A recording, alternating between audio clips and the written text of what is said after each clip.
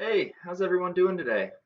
So, today I want to talk about 5 reasons why you should not buy a Tesla. I will put the link in the description of this video, but for those of you who may have missed it, yesterday I posted a video, 5 reasons why you should buy a Tesla. So today I just wanted to give the opposite perspective, give some reasons why you may want to reconsider or think about some other options. So figure you just want to be fair to both sides, right? And get the information out there and let folks make informed decisions as best you can. So let's go ahead and get started. So number one reason why I would say people should not get a Tesla is they're expensive. Personally, I don't have one.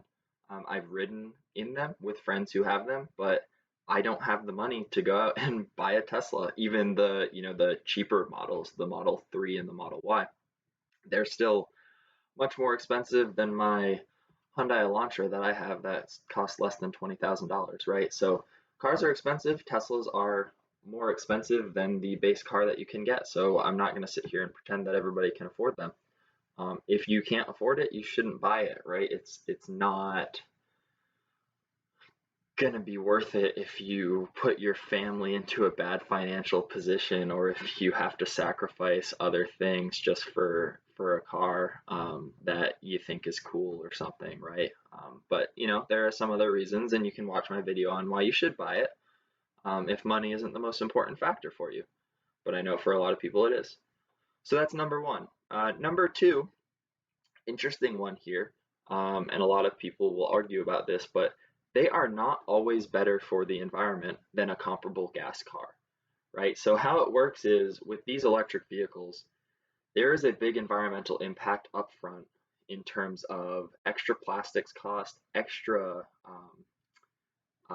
environmental cost of like the batteries and different metal compounds required for these cars that have to be mined in certain areas of the world and actually create a lot of carbon emissions and other environmental impacts. Um, so there's a big upfront cost, and then obviously from that point forward, there's very low environmental cost, right? You're not burning gas every day. You're generally to power it day after day is cleaner. Where you get into and you can look this up and look at the actual data and it's spelled out pretty well. You can find different reputable sources, but it depends where you live basically, right? So if I live in California where a lot of the energy is greener, right, then having a Tesla is better for the environment as long as I keep it for a few years because that upfront cost, that upfront environmental impact is offset by the long-term zero emissions, right? But if I live in Texas or Louisiana where a lot of the energy is produced by heavy oil or coal power plants, well, me plugging in my Tesla to get charged, it's not using solar energy, it's not using clean energy, it's using power plant energy, right? So it's using fossil fuel energy to make that electricity.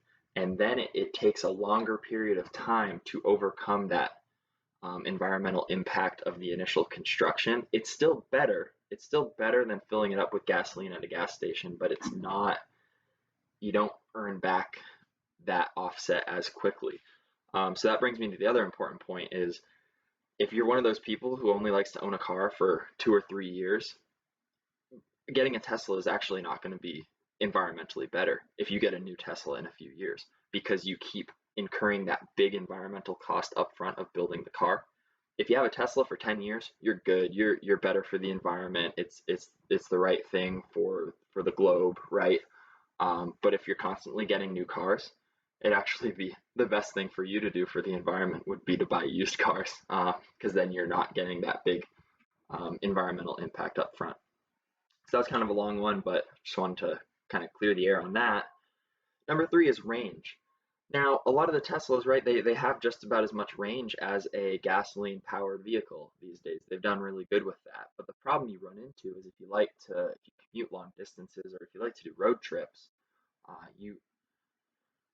you may have to, depending where you live, you may have to alter the route of your road trip just to get to a charging station. And then once you're there, you've got to charge it. And what do you do while you're charging? You sit and wait. Maybe you grab lunch, maybe you grab dinner, whatever it may be. But it's gonna delay your road trip. It's going to alter your road trip. It's an impact, right? Versus with a gas car, you just find any gas station, hook up the nozzle, fill it up, and you're good to go in 5 minutes, right?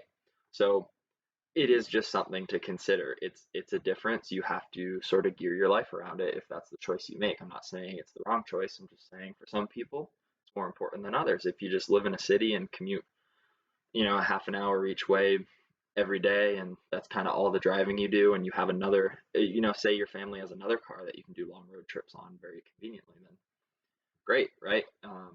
But for some people, yeah, if you want to do a 6 hour road trip, you can't do that in a Tesla. You're gonna have to stop halfway, find a charging station, refuel, and that could take hours, right? And maybe you're okay with that, but it's just something to consider.